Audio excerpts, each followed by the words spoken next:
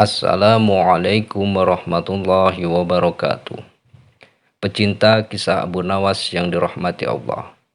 Kembali lagi Kamal Im Channel menceritakan kisah Abu Nawas tentang hadiah bagi tebakan jitu. Namun sebelum lanjut, alangkah baiknya pendengar meluangkan waktu untuk mendukung channel ini supaya terus berkembang dengan cara like, comment, subscribe, share, serta bunyikan tanda lonceng agar tidak ketinggalan video terbaru selanjutnya. Terima kasih. Al-Kisah. Baginda Raja Harun ar-Rasyid kelihatan murung. Semua menterinya tidak ada yang sanggup menemukan jawaban dari dua pertanyaan Baginda.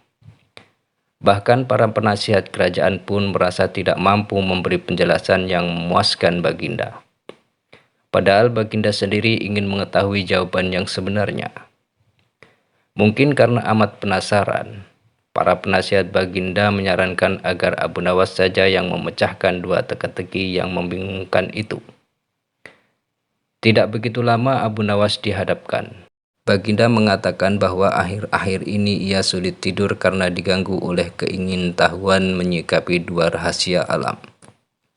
Tuanku yang mulia, sebenarnya rahasia alam yang manakah yang Paduka maksudkan? Tanya Abu Nawas ingin tahu. Aku memanggilmu untuk menemukan jawaban dari dua teka-teki yang selama ini menggoda pikiranku, kata Baginda. Bolehkah hamba mengetahui kedua teka-teki itu, wahai Paduka junjungan hamba? Yang pertama, di manakah sebenarnya batas jagat raya ciptaan Tuhan kita? Tanya Baginda. Di dalam pikiran, wahai Paduka yang mulia, jawab Abu Nawas tanpa sedikit pun perasaan ragu. Tuanku yang mulia, lanjut Abu Nawas, ketidakterbatasan itu ada karena adanya keterbatasan. Dan keterbatasan itu ditanamkan oleh Tuhan di dalam otak manusia. Dari itu manusia tidak akan pernah tahu di mana batas jagat raya ini. Sesuatu yang terbatas tentu tak akan mampu mengukur sesuatu yang tidak terbatas. Baginda mulai tersenyum karena merasa puas mendengar penjelasan Abu Nawas yang masuk akal.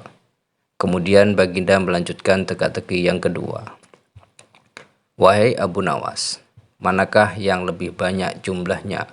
Bintang-bintang di langit atau ikan-ikan di lautan? Ikan-ikan di lautan, jawab Abu Nawas dengan tangkas.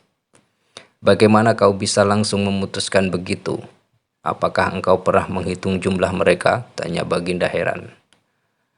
Paduka yang mulia, bukankah kita semua tahu bahwa ikan-ikan itu setiap hari ditangkapi dalam jumlah besar? Namun begitu jumlah mereka tetap banyak seolah-olah tidak pernah berkurang karena saking banyaknya. Sementara bintang-bintang itu tidak pernah rontok, jumlah mereka juga banyak, jawab Abu Nawas meyakinkan.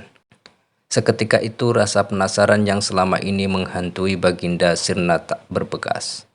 Baginda Raja Harun ar-Rasyid memberi hadiah Abu Nawas dan istrinya uang yang cukup banyak. Tidak seperti biasa, hari itu Baginda tiba-tiba ingin menyamar menjadi rakyat biasa. Beliau ingin menyaksikan kehidupan di luar istana tanpa sepengetahuan siapapun agar lebih leluasa bergerak. Baginda mulai keluar istana dengan pakaian yang amat sederhana layaknya seperti rakyat jelata. Di sebuah perkampungan, beliau melihat beberapa orang berkumpul. Setelah Baginda mendekat, ternyata seorang ulama sedang menyampaikan kuliah tentang alam barzah. Tiba-tiba ada seorang yang datang dan bergabung di situ. Ia bertanya kepada ulama itu, kami menyaksikan orang kafir pada suatu waktu dan mengintip kuburnya. Tetapi kami tidak mendengar mereka berteriak dan tidak pula melihat penyiksaan-penyiksaan yang katanya sedang dialami. Maka bagaimana cara membenarkan sesuatu yang tidak sesuai dengan yang dilihat mata? Ulama itu berpikir sejenak, kemudian ia berkata, untuk mengetahui yang demikian itu, harus dengan panca indera yang lain. Ingatkah kamu dengan orang-orang yang sedang tidur? Dia kadangkala bermimpi dalam tidurnya digigit ular, diganggu dan sebagainya. Ia juga merasa sakit dan takut ketika itu, bahkan memekik dan keringat bercucuran pada keningnya. Ia merasa hal semacam itu seperti ketika tidak tidur, sedangkan engkau yang duduk di dekatnya menyaksikan keadaan seolah-olah tidak ada apa-apa. Padahal yang dilihat serta dialaminya adalah dikelilingi ular-ular. Maka jika masalah mimpi yang remeh saja sudah tidak mampu mata lahir melihatnya, mungkinkah engkau bisa melihat apa yang terjadi di alam barzah? Baginda Raja terkesan dengan penjelasan ulama itu. Baginda masih ikut mendengarkan kuliah itu. Kini ulama itu melanjutkan kuliahnya tentang alam akhirat. Dikatakan bahwa surga tersedia hal-hal yang amat disukai nafsu, termasuk benda-benda.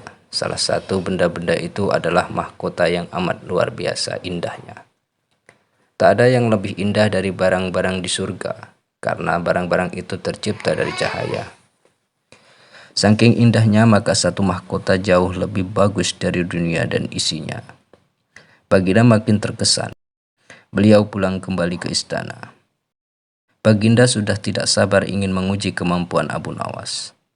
Abu Nawas dipanggil. Setelah menghadap Baginda, Baginda berkata, "Aku menginginkan engkau sekarang juga berangkat ke surga. Kemudian bawakan aku sebuah mahkota surga yang katanya tercipta dari cahaya itu.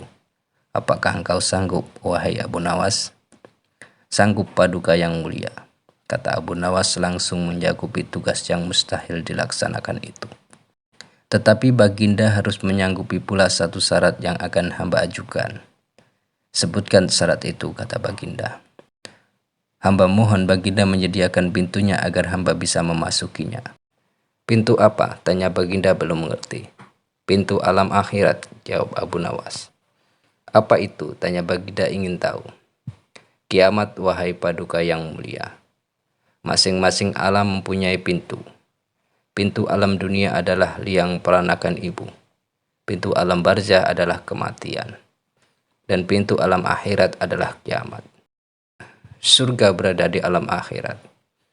Bila Baginda masih tetap menghendaki hamba mengambil sebuah mahkota di surga, maka dunia ini harus kiamat terlebih dahulu." Mendengar penjelasan Abu Nawas, Baginda Raja terdiam. Di sela-sela kebingungan Baginda Raja Harun ar-Rasyid, Abu Nawas bertanya lagi, "Masihkah Baginda menginginkan mahkota dari surga?" Baginda Raja tidak menjawab.